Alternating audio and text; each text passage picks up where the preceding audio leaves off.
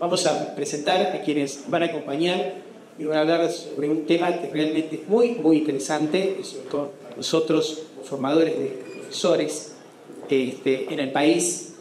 Empezamos con nuestro presidente, doctor Diego Petrucci, que es profesor en Física y Matemáticas de la Universidad Nacional de La Plata y doctor en Didáctica de las Ciencias Experimentales por la Universidad de Granada, España. Es profesor del Instituto de Educación de la Universidad Nacional de Hamilton e investigador adjunto del CONICET. Ha dirigido bueno,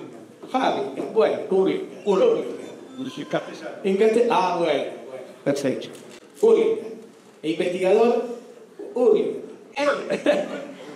adjunto del CONICET, ha dirigido proyectos de investigación en didáctica de las ciencias naturales en la Universidad de La Plata, la UNAUL y la UNGS. Hace una columna de comunicación pública sobre ciencia y educación en el programa de radio Encuentros en la Rambla por 1894.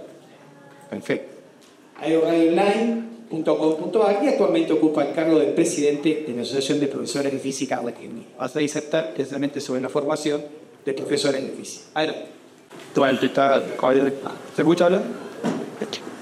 Bueno, mi idea es contarles algunas reflexiones o datos sobre que puede dar pie para que los ilustres compañeras profundicen sobre el tema. Y la estructura de la charla es más o menos esta. La preocupación porque son pocos los jóvenes que eligen, los y las jóvenes que eligen estudiar física en nuestro país. De ellos, además, son muy pocos quienes se gradúan. Y además, pero me preocupa particularmente la formación que no necesariamente está garantizada. De las 58 universidades nacionales que tenemos en Argentina, en 25 de ellas se dicta el profesorado en física. Solamente encontré que se dicta en una universidad provincial, que casualmente es la UADA, la de aquí de Entre Ríos, que me contaba el decano que, bueno, contó hoy, ¿no? Que se ha formado a partir de institutos provinciales y por eso perdura el profesorado en física, como comúnmente estaba en el instituto, ¿no? No se puede estudiar en ninguna institución privada, y sí en alrededor de 80 institutos de formación docente provinciales de distintas provincias de nuestro país. Aquí tenemos, está muy chiquito, no sé si se alcanza a ver, y además lo corté en dos, en realidad es una sola columna, que yo la corté en dos porque si no, no se veía tampoco, pero lo que tiene es cuál es la matrícula registrada para cada carrera de distintos niveles. El primero es profesor de educación primaria, educación inicial, educación física, inglés, matemática. Aquí tenemos biología, aquí está química, que repite aquí a continuación, y física la tenemos acá abajo, con muy poquitos estudiantes, entre las últimas. Esto está sacado en un informe del Infod. Y esto es de cuántos de quienes comienzan se gradúan. Educación física anda alrededor del 40%, inicial, primaria, aquí está química, biología, y la que menos graduado tiene es física. Esto lo conseguí en una nota que está en Infobae a partir de datos del Infod, pero no pude encontrar por ningún lado el informe del Infod. Supongo que estará sufriendo la situación nacional que tienen las instituciones nacionales en este momento. Algunos datos, estos son los datos que pude conseguir por lugares en los que conozco, en los que he trabajado. He pedido, en algunos casos institucionalmente y en otros casos a personas, si me pueden facilitar cuántos graduados tiene el profesor de física en estas instituciones. Entonces, son estas tres universidades nacionales de ambas, ¿no? del área metropolitana de Buenos Aires. En 28 años, 119 graduados, da un promedio de 4,3. 58 en 21 años, un promedio de 2,8. Otra universidad cambió su plan por la mitad. Tiene 5 graduados con el plan nuevo que se inició en 2003 y 44 con el plan viejo. Es decir, 49 graduados, un promedio de 2 profesores por año en esta universidad. Un instituto de formación docente de La Plata tuvo 40 en 10 años, es decir, 4 por año. Otro instituto de Rosario, que me pasaron la información, el año pasado tuvo 3 graduados. Y sabemos, los profesores de física, que esa cantidad de egresados no cubre las necesidades del sistema educativo, ¿no? Por lo tanto, tenemos muchos profesores de física en la actividad que no tienen título de profesor de física. Tampoco se debe leer nada, ahora lo explico. Este es uno de los datos detallados que me pasó Agustín, me consiguió del CETIEC, de la Universidad de Buenos Aires. La línea amarilla es el total de graduados desde 1996 hasta el año pasado. Y la línea esta horizontal es la tendencia, que como vemos no crece ni decrece, ¿no? Es constante. La línea roja son los varones y la línea azul son las mujeres. Hay una levísima pendiente negativa en el caso de varones y pendiente positiva en el caso de mujeres, aunque seguramente debe dar dentro del margen de error, ¿no? Esto. Pero andan además muy parejos, como mitad y mitad. La siguiente, algo que es solo una curiosidad, pero me gustaría saber si aquí tenemos profesores de física graduados. ¿Me pueden decir algunos títulos, cómo se llaman sus títulos? ¿Todos?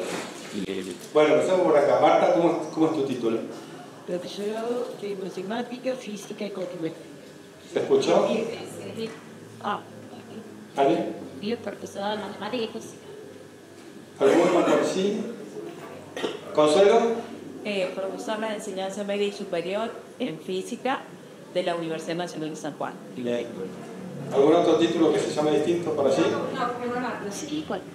¿Cómo? Como de Marta. Como de Marta. Bueno, fíjense, ¿sí? ¿Profesor, se escuchó? Sí.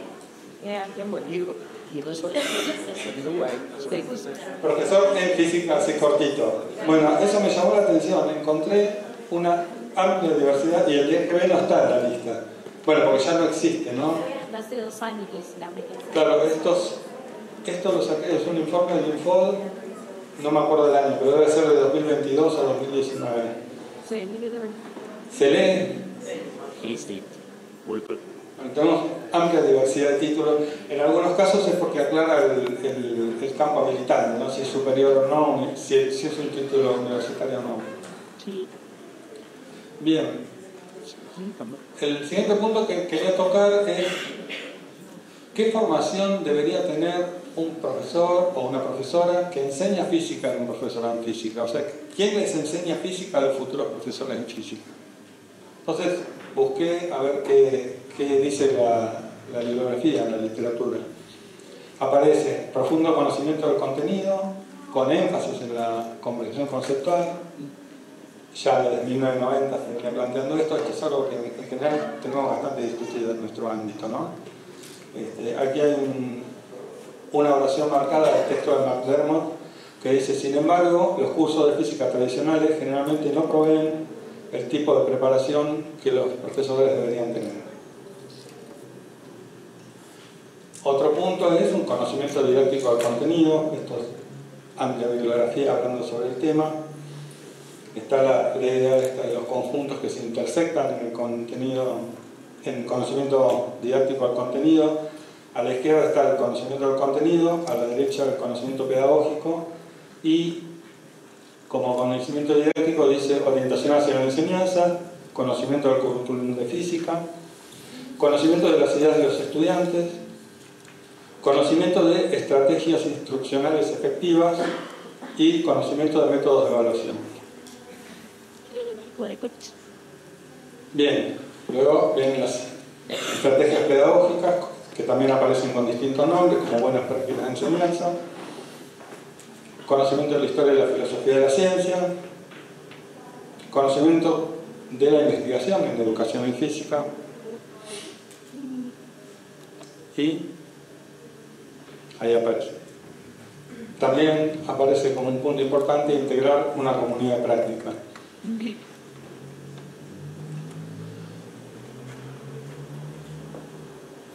¿Qué física aprendemos ¿no? Cuando aprendemos física de una manera más bien tradicional, predomina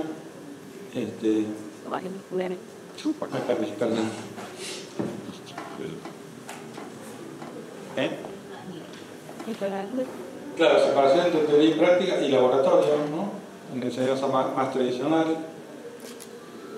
Una idea supuesta de que el conocimiento es verdadero, pero que esos supuestos uno no los conoce, pero en algún lado deberían estar.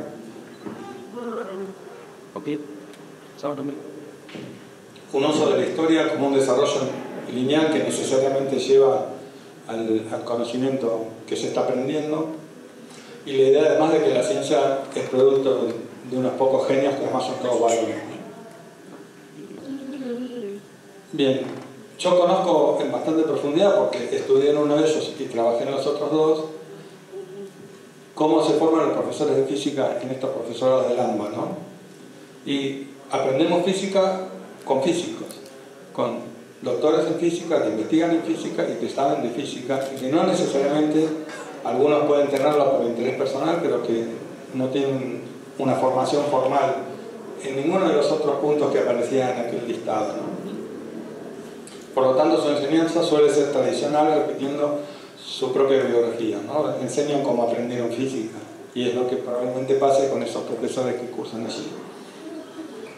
Luego estuve indagando en algunos institutos de formación docente. En uno de ellos enseñan física, doctores y licenciados en física, egresados de esa universidad, o profesores egresados del propio instituto.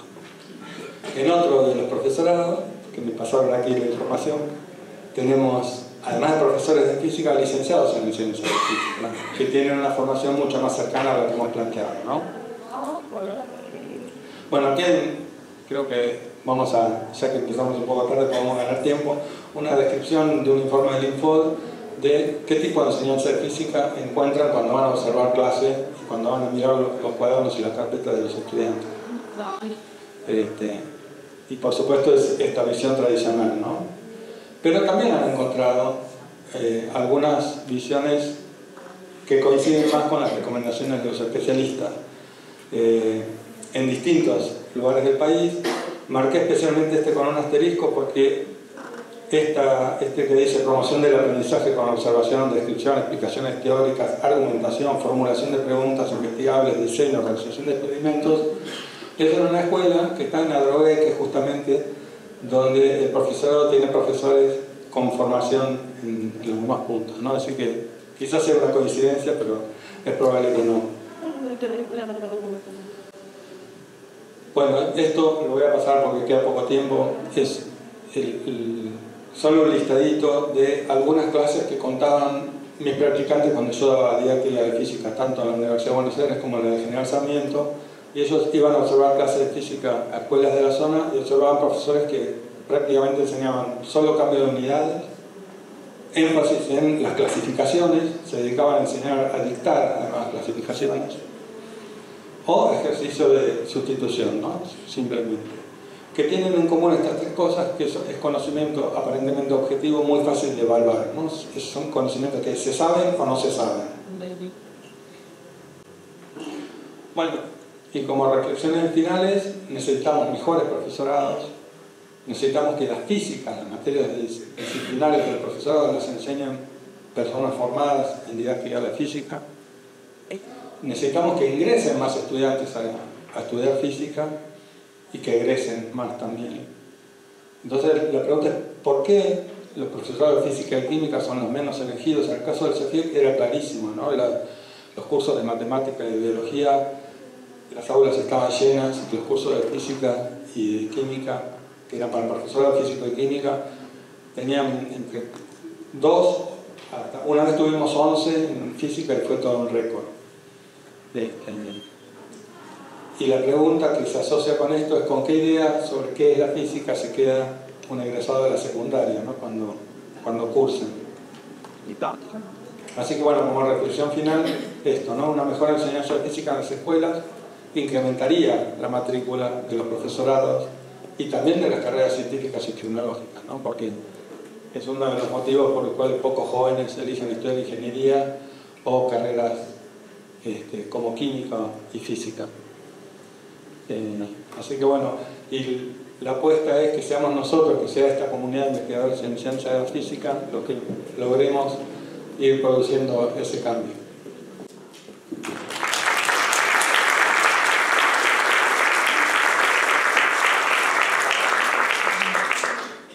Muy bien, Diego, tu presentación pública, 3 minutos.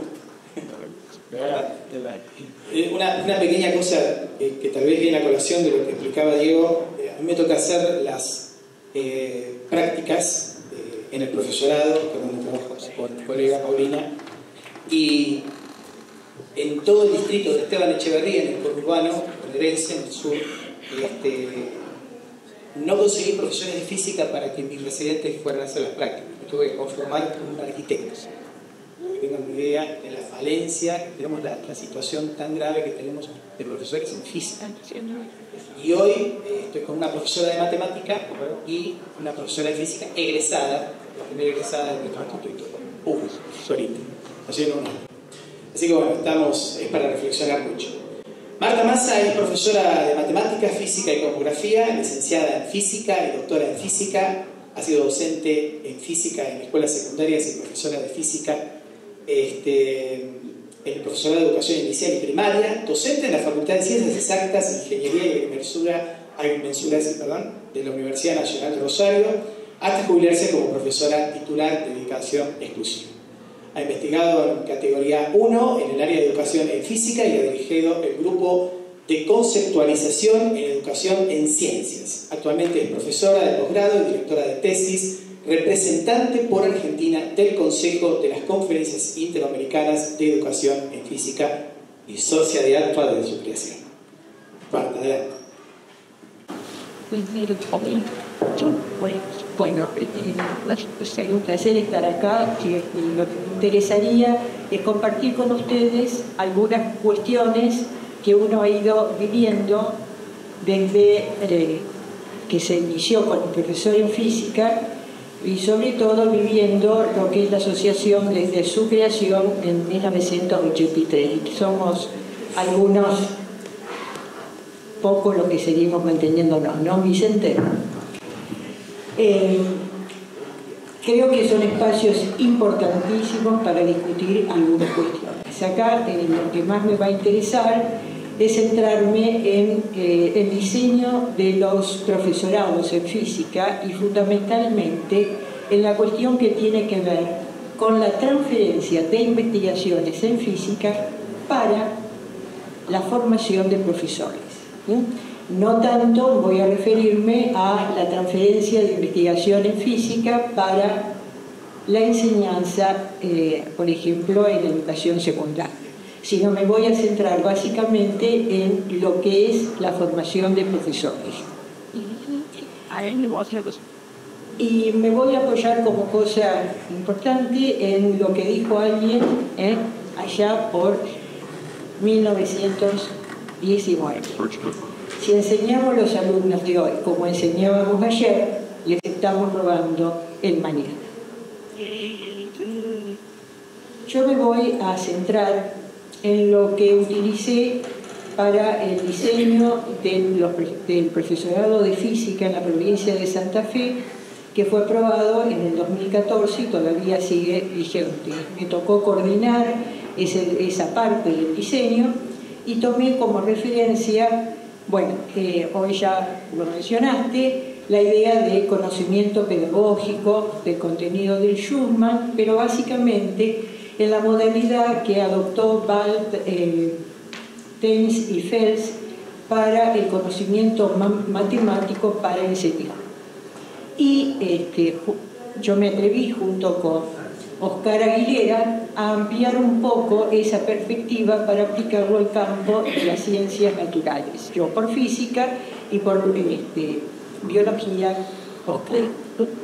Básicamente lo que está en color son las dos áreas que plantea ya inicialmente Schulman, lo que tiene que ver con el contenido de la disciplina, y Schulman lo amplía hacia el conocimiento didáctico del contenido disciplinar, porque en su momento, cuando él lo enuncia, veía que era la pata débil en Estados Unidos para la formación de docentes. Ball y su grupo de trabajo lo disocian y hablan de un conocimiento común del contenido disciplinar, y lo de común tiene que ver porque es la parte de una disciplina que es común a todos aquellos que requieren de esa disciplina en su formación profesional. Hablando entre nosotros, para la física, el conocimiento común del contenido es lo común en física para físicos, para ingenieros que requieren física, para profesores de física, para licenciados, por ejemplo, en biotecnología, y así todas las carreras que requieren física en su formación. Eso es lo de común. Otra parte importante es el conocimiento especializado del contenido, que es lo que diferencia la física para cada una de las carreras que alguien mencionaba. Entonces, si hablamos de la formación de un profesor, ese es el conocimiento de la física para ser enseñable. ¿Entienden? No es cualquier física, es transformar esa física para el contexto donde va a ser aplicado. Así como un ingeniero va a tomar de la física aquello que es fundamental para su formación profesional y desempeño posterior.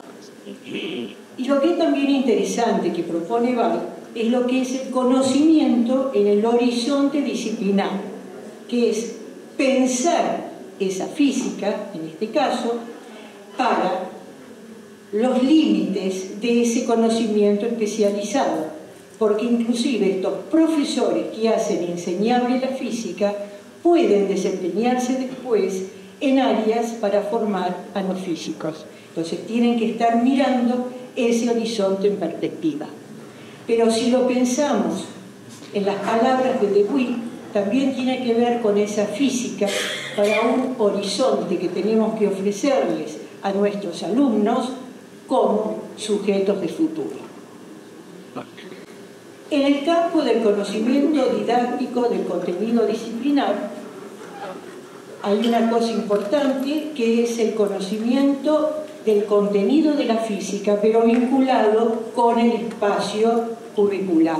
Es lo que llamaríamos, en términos de Ball, conocimiento del contenido y del currículo, que es aquello en el cual un docente que va a trabajar en cualquier institución es lo primero que tiene que ubicarse. No es solamente el contenido de la disciplina específica, sino mirar esa disciplina en el contexto, en los fundamentos, en los lineamientos, que son siempre lineamientos disciplinares, pero también son lineamientos pedagógicos y lineamientos políticos, que tienen que ver dónde yo voy a desempeñarme para enseñar en mi aula un contenido específico. Voy a tratar de ser lo más breve posible y avisar. Voy a referirme a lo que es el contenido del conocimiento físico y de los estudiantes. Y al respecto, mirando qué aportes se han recibido desde la investigación científica, pero ahora mirada para la formación de un profesor en física. Como acá estamos hablando del estudiante, ahí aparece a atender todas las singularidades de los estudiantes que están en un profesorado formándose para ser futuros profesores de física, pero que lo van a desempeñar en diferentes contextos culturales una vez que egresen, y tratando de respetar el derecho a las múltiples diversidades que van a encontrar en sus aulas de ahora que se inician a futuro, hasta que se jubilen, y justamente para mantener la educación, tratando de permitir romper cualquier cuestión que tenga que ver con la desigualdad. Hay muchas investigaciones desarrolladas, digamos, desde la década del 90 hasta ahora, que aporta mucho acerca del pensamiento del estudiante, de sus concepciones, de sus intereses. También y lamentablemente no hay tanto en nuestro país, pero sí en países vecinos como puede ser Brasil, como puede ser Chile y otros, donde hay muchos trabajos de investigación teniendo en cuenta la inclusión de estudiantes con discapacidades visuales o auditivas. Yo he visto un profesor que perdió progresivamente su vista en Chile y diseñó desde su perspectiva de profesor y ahora profesor ciego un curso de óptica para sus estudiantes y cómo enseñar luz a quienes no pueden percibir la luz. Hoy también hay otras necesidades. Hay que hacer investigaciones con estudiantes con discapacidades auditivas y también con otro tipo de discapacidades. Por ejemplo, estudiantes con síndrome de Asperger que están en nuestras aulas y que tienen derecho a ser atendidos en las aulas para enseñar física. Yo como profesora nunca me formé en ese ámbito y creo que es una gran debilidad de nuestros profesorados porque son problemas que tiene un docente cuando va a un aula a enseñar. Y hoy hay dos temas que se están incorporando que tienen que ver con la perspectiva de género, que no voy a relatar, va a tomar también un poco Alejandra, y también otro tema que es el tema de la interculturalidad. Con respecto al conocimiento del contenido y de enseñanza, obviamente es entrar justamente en estrategias didácticas, en recursos didácticos. También ahí encontramos en la investigación importantes aspectos, aportes que hace a cómo enseñar contenidos específicos. La mayoría están centrados en cómo estudiar o analizar innovaciones educativas fundamentadas en la investigación, pero en su mayoría están centradas en la escuela secundaria. 5 minutos. Y básicamente, y no voy a abordarlo más porque justamente en este simposio la conferencia de Laura va a abordar lo que es la investigación basada en diseño, que es tomar secuencias de actividades de enseñanza-aprendizaje para producir teoría a partir de esto que se está desarrollando en aulas.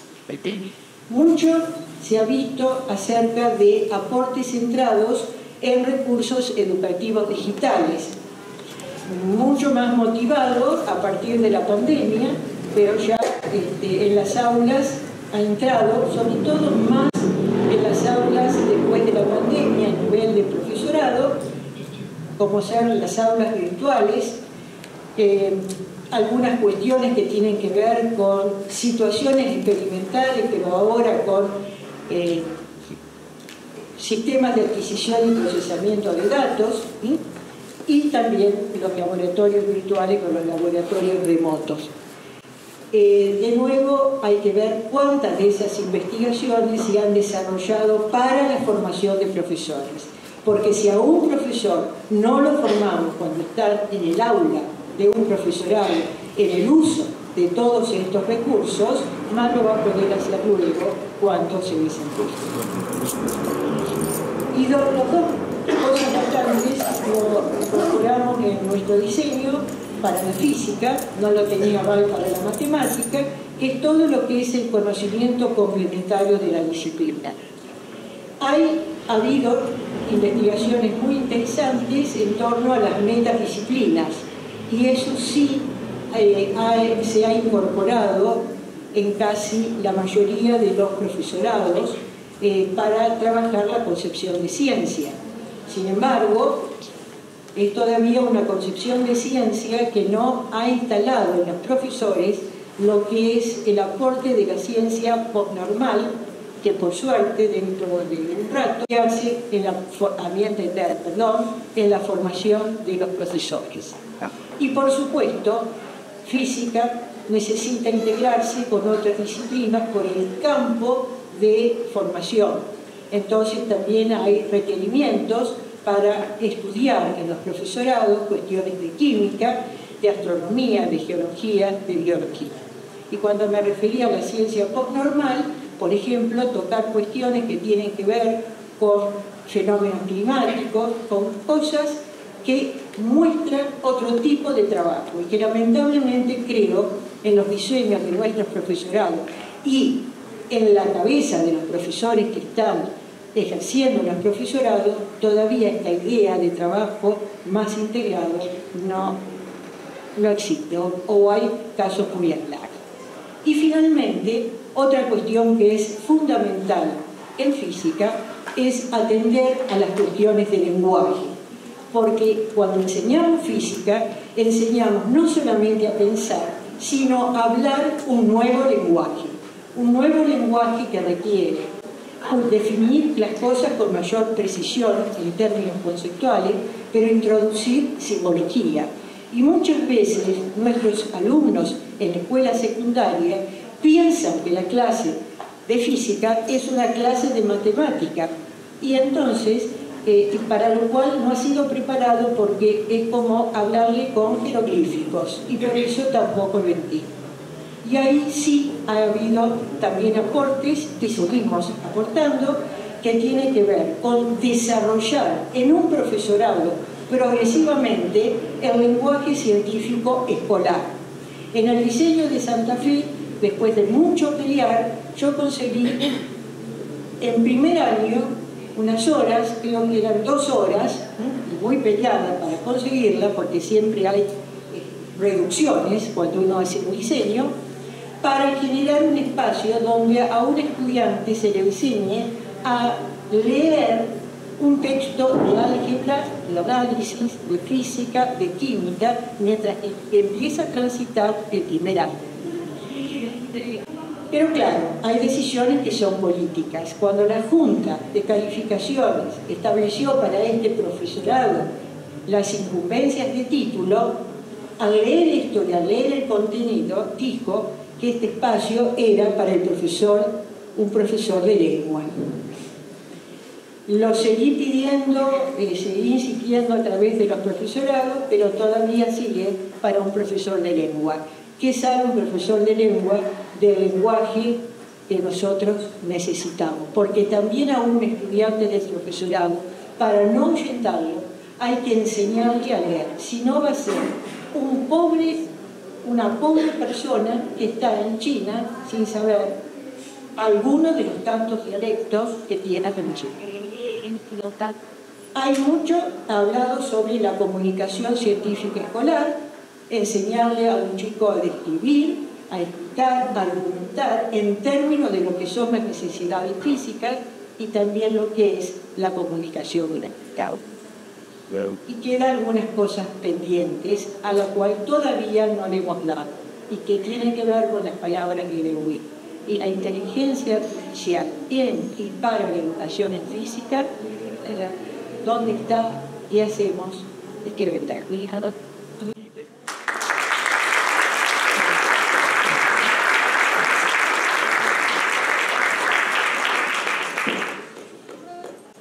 Seguimos con María Alejandra Domínguez, que es doctora en Ciencias de la Educación por la Universidad de La Plata, en Educación en Matemática y profesora de Matemática Física por la Universidad del Centro de la Provincia de Buenos Aires, investigadora adjunta de CONICET, docente e investigadora de la Universidad del Centro de la Provincia de Buenos Aires, en el área de Ciencias Exactas, en el Grupo de Investigaciones ECLETEC, profesora adjunta en Didáctica de la Física y materias afines con dedicación exclusiva en el Departamento de Formación Docente, coordina la Diplomatura Universitaria Superior en Enseñanza de la Física en el nivel superior en la Universidad del Centro de la Provincia de Buenos Aires. Dirige tesis de doctorado en Ciencias de la Educación en la Universidad de La Plata, la Facultad de Humanidades y Ciencias de la Educación.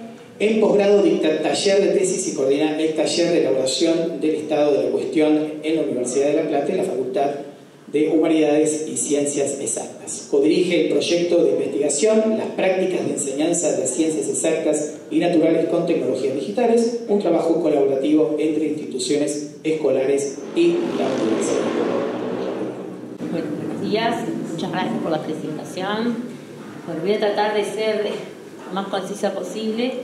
Quiero agradecer a todos y todas los que están acá presentes, que me imagino que ya deben tener hambre, y también a los compañeros. No sé si se acuerdan, pero ellos estuvieron en la defensa de mi tesis hace muchos años, así que para mí es un placer y un honor estar acá. Bueno, contarles un poco la idea de la presentación de hoy. Compartir un poco las inquietudes por la formación docente, contarles un poco el posicionamiento pedagógico, legal y didáctico. Me gustaría compartir algunas escenas, pero eso de unas películas lo voy a dejar para después. Les comentaré cuáles son las películas que me gustaría socializar. Una gran pregunta que sería cómo convertir las aulas en espacios más inclusivos, ¿no? Y luego desafíos y tensiones para seguir pensando la formación de docentes, de profesores de física. Algunas preguntas que tal vez son incómodas y comentarios usuales, ¿no? Que podemos escuchar en la sala de profesores, con nuestros colegas en las oficinas, del tipo: yo no me preparé para esto, por suerte este estudiante no me tocó a mí, ¿cómo llegó hasta acá? Y en realidad voy a traer, y me voy a apoyar, como dijo Marta, en ciertos autores. Por ejemplo, Carlos Escliar nos comenta que tal vez tenemos que cambiar las preguntas. Si la respuesta es no estoy preparado, no estoy preparada, tal vez tengo que cambiar lo que estoy preguntando. Entonces, él nos comparte la idea de estar predispuestos. Y predispuestos en el sentido de estar disponibles, abiertos al acto educativo, a vincularme con los y las estudiantes, ¿no?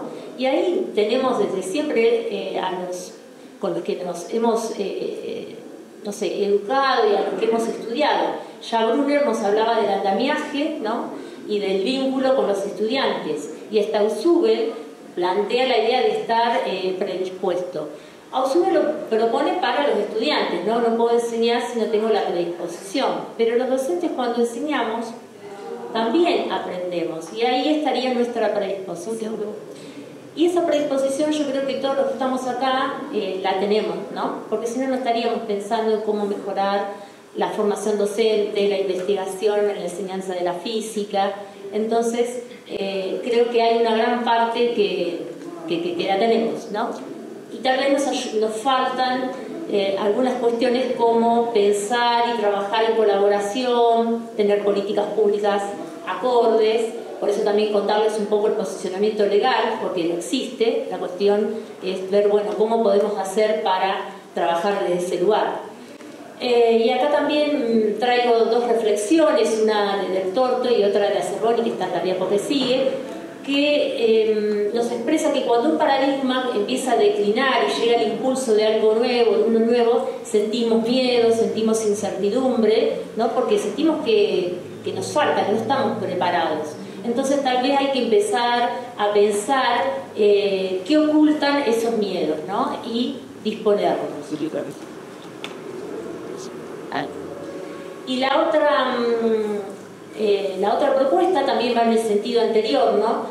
Toda transición va a implicar una separación de aquello en lo cual nos sentimos seguras, lo que nos resulta familiar, para emprender un nuevo camino. Y ya en el proceso de enseñanza y de aprendizaje podemos pensar en crear nuevas estrategias, crear nuevos escenarios de aprendizaje, de las distintas formas de agrupar los estudiantes, de evaluar, de gestionar el tiempo, que es un poco lo que nos venían compartiendo también Diego y Marta.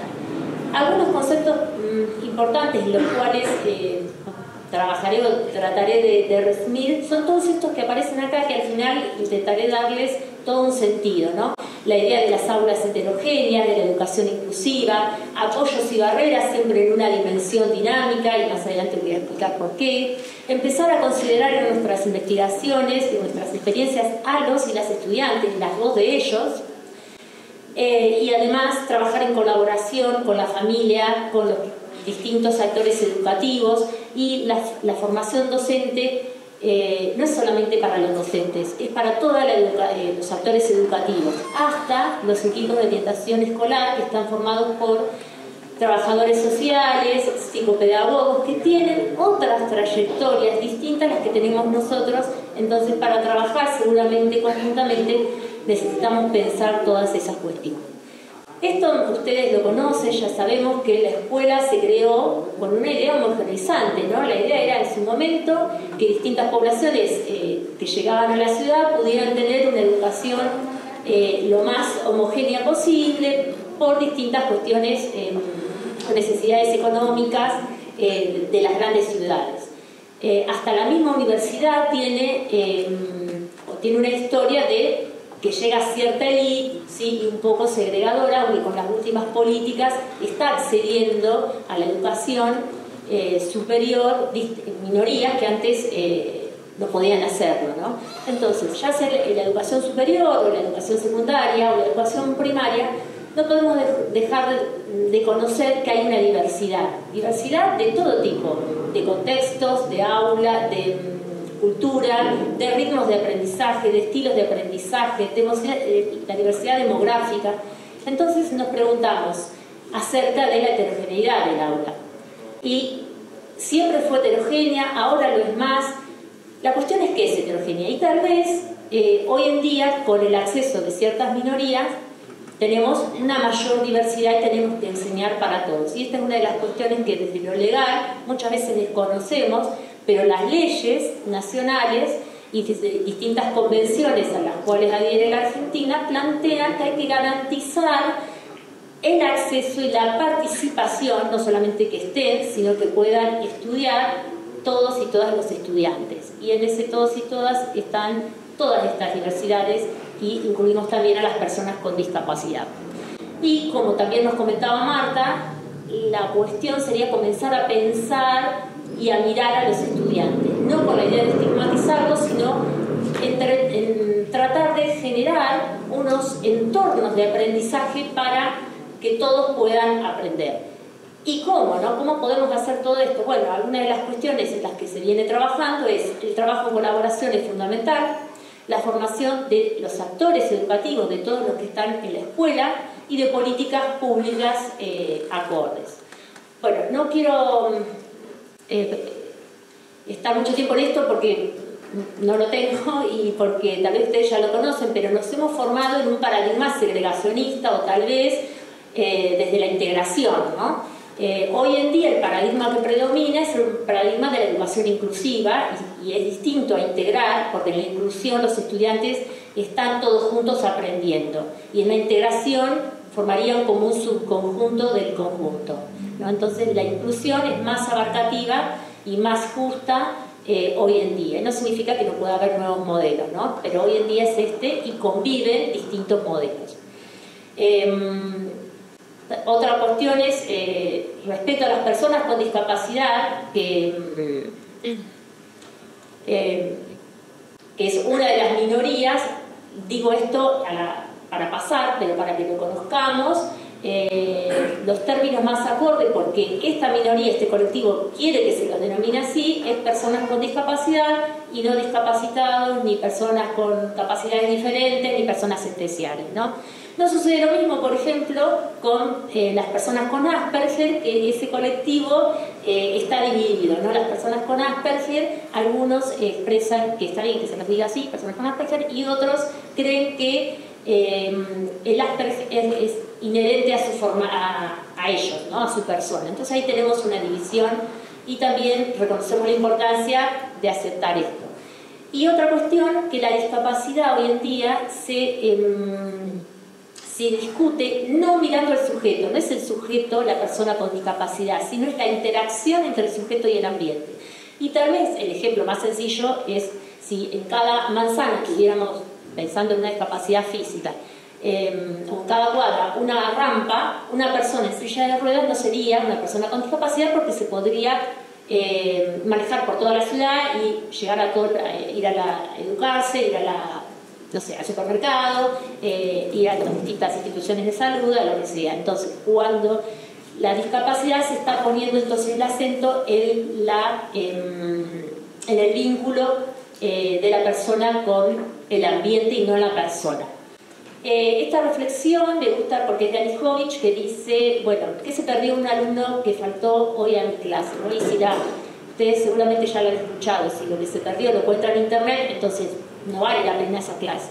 Sin embargo, si un estudiante que está en una clase puede vincularse con otros, puede discutir, puede escuchar lo que otros tienen para opinar y aprender de eso, pasan cosas, entonces la clase comienza a tener sentido.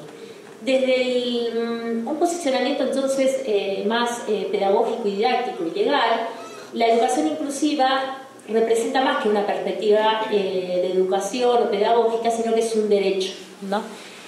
Y en ese sentido, la Argentina ha firmado en el 2006 la Convención de las Personas con Discapacidad y en el 2008 la firmó, y esta es del 2006, con lo cual tiene garantía, es garantía constitucional, digamos. Son aspectos que tal vez lo desconocemos en nuestra formación docente, y los docentes creemos que los educadores de educación especial son los que tienen que trabajar con nuestros estudiantes, y las leyes nos dicen que no, que somos nosotros los docentes los que tenemos que preparar esos diseños. Y entonces acá de nuevo la pregunta que hacíamos al principio, ¿cómo podemos trabajar para que todos y todas puedan estar y aprender en el aula?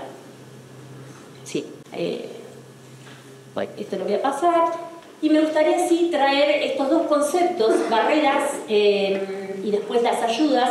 Las barreras las se pueden clasificar en distintos tipos, de acceso físico, didácticas, de comunicación, actitudinales. Las didácticas son mucho las que a todos los docentes nos interpelan, ¿no? ¿Qué estamos haciendo en los procesos para que todos puedan aprender? Y las actitudinales también, porque en las familias, en los estudiantes, en la sociedad en general, en los docentes, existen actitudes, preconceptos que se convierten en barreras al momento de aprender. Lo voy a decir ahora porque no voy a llegar después. En las investigaciones que estamos haciendo de educación inclusiva con futuros profesores de física, justamente ellos los que nos comentan estos estudiantes es que ellos creen que las actitudinales son las barreras más difíciles de remover, aún más que las económicas o las brechas, ¿sí? Que pueden existir desde lo económico, desde lo tecnológico. O sea, los mismos estudiantes lo están reconociendo. La idea para trabajar estas barreras sería justamente nuevamente la colaboración, empezar a diseñar nuevas herramientas didácticas y comenzar también a pensar en distintas tecnologías asistidas. Quisiera contar un poquitito de eso, aunque sea algún recurso ahora lo voy a expresar. Entonces, de la investigación de la enseñanza de las ciencias naturales tenemos el trabajo colaborativo. En los enfoques, sea como los contaron mis compañeros y las TIC, como tres grandes dimensiones que no pueden separarse. De trabajo colaborativo tenemos muchas investigaciones que se están planteando lo complejo que es trabajar entre investigadores, profesores, equipos de orientación y además incluir a los estudiantes. En las investigaciones que estamos haciendo incluimos la voz de los estudiantes. A partir de ellos repensamos los procesos de enseñanza-aprendizaje.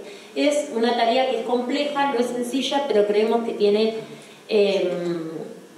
sentido incluirlos a ellos. Los enfoques, bueno, nosotros ya tenemos en nuestra comunidad, ¿no?, distintos enfoques que trabajan un poco más con la construcción del conocimiento o en el sujeto, pero en realidad atienden a todas estas cuestiones que venimos planteando.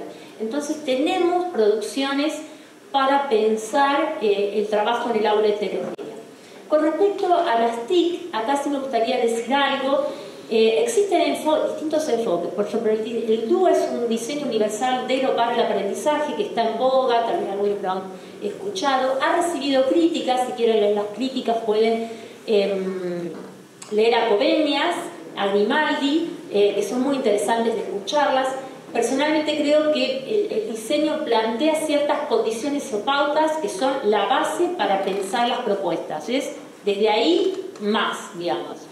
Pero no son una receta ni son la solución. Y también tenemos algunos trabajos de Verónica Uridi y todo su equipo en Brasil que trabajan con educación inclusiva desde una didáctica multisensorial, que también trabaja con los distintos sentidos en elaboración de propuestas. En esta tablita simplemente mostrarles que, por ejemplo, para presentar la enseñanza, el habla el texto y la imagen es lo básico, ¿no? Cada una de estas tiene sus ventajas y sus desventajas. Hoy en día yo estoy conversando, estoy hablando con ustedes, puedo entonar la voz, puedo hacer gestos, serían como las ventajas, ¿no? Pero ¿cuáles serían las desventajas del habla?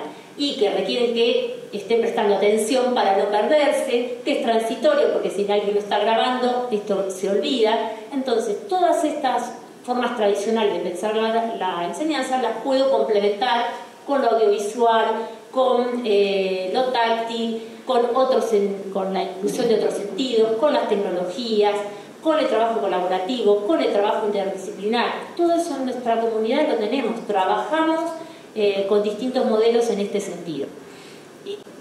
Bueno, les cuento esto rápidamente.Nosotros estamos trabajando con también investigaciones de nivel superior, con un maestrando, Carlos Rivas, que acompaña a un estudiante de profesorado de física que es ciego, o sea, tiene un resto de dicción muy pequeñito. Y hemos trabajado con distintas aplicaciones, estas más que nada en el nivel secundario, después les cuento cuál con Carlos. Estas son distintas herramientas que le permiten a las personas ciegas, por ejemplo, el lector de NVDA lo que hace es pasar lo que ve, así sea YouTube, de texto a audio. El Balavolta transforma documentos en Word, PDF a audio. Lo colocamos en un material nuestro con un link y ya cualquier estudiante puede ir en el colectivo escuchando la clase o escuchando el material. El Lecto es una herramienta que se utiliza para las personas con dislexia, pero las podemos utilizar los docentes para todos, ¿no? Se usa online, se usa con el celular, subo un archivo, a ese archivo le puedo pedir que las B, las D, las P estén en otros colores, puedo elegir la tipografía, puedo pasar a audio ese texto y al pasar el cursor sobre una palabra aparece un pictograma. En ese caso usted tiene una imagen de una mano con 5 porque estaba 5 minutos la expresión. Son todas ayudas diferentes para aprender. Hay muchísimos de estos recursos. Y acá un poco contando lo que planteaba Marta, la inteligencia artificial, se viene discutiendo desde hace mucho, tal vez ahora nos ha impactado un poco más, ¿no? Los sistemas tutoriales inteligentes, lo último, lo que plantean son itinerarios y recorridos para los estudiantes. Entonces acá nos preguntamos, ¿y los docentes qué hacemos? Y mucho vamos a tener que hacer, porque la retroalimentación es fundamental. La inteligencia artificial me tiene un recorrido a partir de anexar datos para ese estudiante, colocando a nosotros un montón de información, pero va a necesitar la retroalimentación, la mediación de alguien que esté ahí, y ahí tal vez tenemos que repensar nuestras funciones. Esto no creo que lo puedan llegar a ver porque está muy chiquitito, pero contarles que con Carlos Rivas, que trabajó con Judith, con Geoplano, con distintos recursos para esta persona ciega, para este estudiante, profesora de física, la mayor dificultad que él tenía es que los gráficos y las ecuaciones no las puede transformar a audio. Entonces, ¿cómo hacía? Bueno, las últimas versiones de la IA, esta es tomada con Copilot, introducimos un gráfico de posición versus tiempo y le pedimos que nos explique. Nos explicó bastante bien, bastante correctamente, y lo transforma a audio. Desde la física usted puede observar un gráfico, un eje vertical, y va explicando. Y yo le pedí, bueno, pero quiero la expresión matemática, y también me tira la expresión matemática con, bueno, algunas características que habrá que seguir trabajando, porque, bueno, la expresión matemática que tiró, ¿sí?, es la que sigue y la transforma a audio. Entonces también se está convirtiendo en un recurso más para pensar la enseñanza del aprendizaje. Ya estoy pasada, perdón. Me voy hacia el final. Bueno, lo de lo legal ya lo comenté. Estas son dos películas, Estrellas en la Tierra, y al frente de una clase, de la clase, si quieren verlas, es Estrellas en la Tierra, es de un niño con dislexia en el contexto de la India, y al frente de la clase un profesor con síndrome de Tourette y todo lo que le sucede. Lo último que les voy a contar, esta es la investigación de Verónica Boridi, es lo siguiente. Bueno, los desafíos, justamente cómo trabajar colaborativamente y entre quienes. es algo que hay que seguir pensando y trabajando. Tenemos que escuchar y mirar a nuestros estudiantes para pensar la secuencia de enseñanza y aprendizaje. Y las tensiones son que, por supuesto, que cuando pensamos en la educación inclusiva nos comenzamos a preguntar qué pasa con los títulos, ¿no? Cuáles son las incumbencias. Bueno, hay que discutir al respecto. Y una reflexión final de Naranjo, que es una persona con discapacidad, que vuelve a repetir lo mismo que hoy comenté, que las principales dificultades se encuentran en las actitudes, ¿no? Que son las principales barreras. Y a su vez Naranjo expresa que cuando estamos capacitando, formando profesores, necesitamos incluir a personas con discapacidades, en el caso yo estoy pensando en esa minoría. O sea, no sirve pensar en una formación teórica si no puedo ponerla a prueba, trabajarla en función de un contexto, que esto también me parece que es trascendental. Entonces, esto último para pensar, ¿no? Las barreras y los apoyos los tengo que pensar en forma dinámica. Un único recurso no sirve para todos los estudiantes, no hay un único recorrido, lo tengo que pensar en función de cada contexto, de cada escuela, siempre como producto de una decisión didáctica en propuestas determinadas, justamente como hoy nos comentaban Diego y Marta, en propuestas que estén diseñadas con fundamentos pedagógicos, didácticos y también legales, y siempre en una perspectiva de derecho. Y bueno, muchas gracias. Y la última frase que traigo es esta: en tiempos de cambio, quienes estén abiertos al aprendizaje se adueñarán del futuro, mientras aquellos que creen saberlo todo estarán bien equipados para un mundo que ya no existe.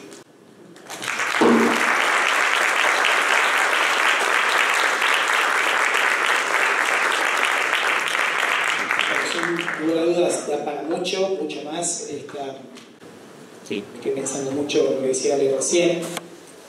Trabajamos ahora, en este momento, en el profesorado, mucho con el tema de inclusión, con nuestros estudiantes, lo tienen que generar en sus prácticas, primero el diagnóstico, después generarlo en sus prácticas, porque en las aulas hay que estudiarlo y analizarlo en profundidad. Así que realmente gracias a los tres. Y vamos a abrir un ratito de preguntas, porque ya todos tenemos ganas de ir a tener alguna, pero bueno, por lo menos alguna pregunta que quieran hacerle a Víctor, dale, adelante por favor. Primero agradecerle a Andrés por sus doctoras, porque son todas ideas muy interesantes para el momento que estamos pasando. A Marta, le quería preguntar, cuando hablaste del conocimiento especializado del contenido, en el caso particular de la formación de profesores de física, si podés desarrollar un poquito más, por ahí algún ejemplo, ¿qué te parece que podría ser para entenderlo?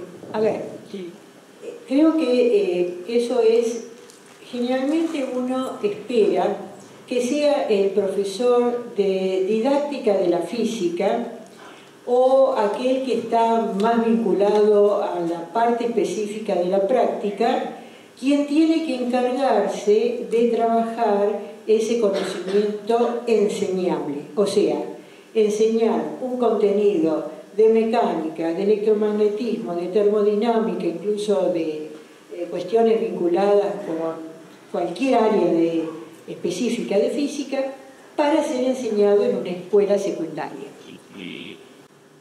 Eso no es suficiente y además es demasiado tarde y además está controlado por la urgencia y la inmediatez de diseñar para una clase.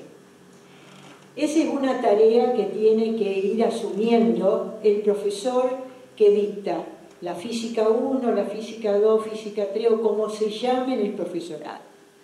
Y si es un licenciado en física, un doctor en física, eso lo va a tener que hacer cuando enseña física, pero sabiendo que la persona que está formando requiere un conocimiento para ser enseñable. Entonces tendrá que también, y lo digo de la transferencia, leer investigaciones en educación en física que se han estudiado acerca de, qué sé yo, cómo trabajar el concepto de gravedad, no enunciarlo simplemente, pero cómo trabajarlo para alguien que lo tiene que aprender. Y ojo, el alguien que lo tiene que aprender pasa a ser un bebé que lo primero que aprendió es a vivir en un mundo con gravedad. Porque erguir la cabeza, gatear, pararse en dos piernas, no es más que trabajar contra la gravedad, digamos, para poder erguirme y no caerme. Esas cosas también las tiene que ir enseñando ese doctor en física y ese profesor en física. Entonces la cuestión no es haber entendido física, sino que yo, que estoy enseñando a un futuro profesor, tengo que también responsabilizarme de trabajar en este conocimiento especializado. Y eso va a hacer que yo decida si sigo enseñando física para físicos que necesitan la física, pero ahora para avanzar en las fronteras de la física, y que es distinto para un profesor de física que va a trabajar con un contenido que ya es conocido para él, pero que tiene que ser enseñable a otros que no lo conocen. Y así vamos a empezar a transformar nuestras aulas de secundaria para no espantar con la física a nuestros posibles profesores de física. No sé si te expliqué. Sí, adelante. Una pregunta más que nada para don Franqués, muy puntual. ¿Si hay algún registro de experiencia o bibliografía de casos específicos de adaptación de contenido de física para secundarios? Usted viene de algo muy puntual. Con Sebastián estamos a cargo de las prácticas del profesorado de física del hábitat. Y es una constante que todos van a practicar cuando prácticas tienen 1 o 2 años para adaptación. A veces identificadas, otras veces no clasificadas por décadas. Y nos encontramos en la situación de que hay que inventar de cero cada situación. Cómo adaptar una ley de Newton para este caso, cómo adaptar el concepto de velocidad. Y cuando nos ponemos a buscar, no encontramos nada, suponemos que está por inventarse. Estamos inventando, pero también exista. Queremos saber si hay algún dato sobre eso. Bueno, me parece que lo fundamental se relaciona con lo que también expresaba Marta recién. Tenemos que trabajar en la formación docente nuestra. Entonces, en cada espacio del profesorado de física debieran también trabajarse estas situaciones. Porque no es solamente las prácticas cuando debieran llegar, o en una didáctica 1, en una didáctica 2, a pensar la diversidad del aula, sino desde siempre. Entonces, respecto a tu pregunta así puntual, hay experiencias o hay investigaciones sobre sobre la utilización de recursos táctiles, audiovisuales. No sé si específicamente, justamente en esto que me comentaban, la ley de Newton, pero sí en algunos temas. Por ejemplo, lo que comentaba de Verónica Uriri en Brasil y su equipo están trabajando desde lo sensorial para determinados temas. Pero no es que vas a encontrar, bueno, leyes de Newton para, no sé, autismo. Así de esa forma no, porque justamente es muy amplio, ¿sí? Es muy amplia la diversidad. Entonces, específicamente no tenemos hoy en día, no contamos con esas investigaciones, pero estamos avanzando. Por esto es la que yo te contaba, recién les contaba del estudiante del profesorado de física que viene trabajando con la primera física y cómo colaborar en los procesos de aprendizaje con impresoras 3D, con Judith, con Geoplano, que son distintos recursos que posibilitan el estudio de las gráficas, también el estudio de funciones para matemática. Bueno, a partir de esos recursos y cómo incluirlos en propuestas de enseñanza, se ha avanzado un poco, pero no hay mucha investigación. No sé si responde a lo que... Decía que la carrera misma debería formar a un docente, a un futuro docente antes. Nosotros tenemos en la carrera una materia que se llama instrucción, pero a cargo de... pero estaría bueno que... Como lo que comenté hoy, ¿no? Como el caso de lengua, que mencionaba la voz de lengua a cargo de la materia específica de lectura científica. Estaría bueno tal vez que sea una materia combinada. Exacto. Ahí es necesario el trabajo en colaboración. Pero la realidad es que no llega a la práctica así de los estudiantes, se encuentran con los casos y empezamos a inventar. ¿Qué hace? Hoy voy a empezar a ver cosas creativas, interesantes. Sí. Pero también allá otra experiencia que podamos ocupar. Hay experiencias también interesantes en las universidades de gestión con distintos programas, cómo se han creado y se empiezan a articular para trabajar justamente con la diversidad. La semana pasada estaba en una reunión y un ingeniero de sistema nos contaba que cuando es donde al principio de su clase, bueno, se presenta, ya se presentaron los estudiantes, uno de los estudiantes dijo: profe, yo tengo Asperger. Y le pareció genial que ya pueda el estudiante decir, bueno, esta es mi condición, y decirla si así lo considera, que lo quiere compartir. Pero entonces ya en una materia de ingeniería de sistemas de los primeros años comenzamos a entender que hay diversidad y el profe tendrá que acercarse también a los distintos programas que hay en la facultad para trabajar. No va a haber una única respuesta, la van a tener que construir entre el equipo de especialistas y también el docente, por eso es un gran desafío.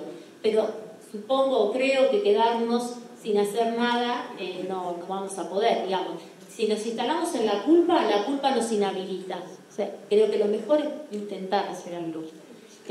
Algo que me acordé ahora cuando estaban discutiendo, que no lo dije, fue que en las investigaciones que hacemos con futuros profesores nos comentaban que la mayor barrera que encontraban cuando iban al aula a hacer las prácticas es que el aula es diversa.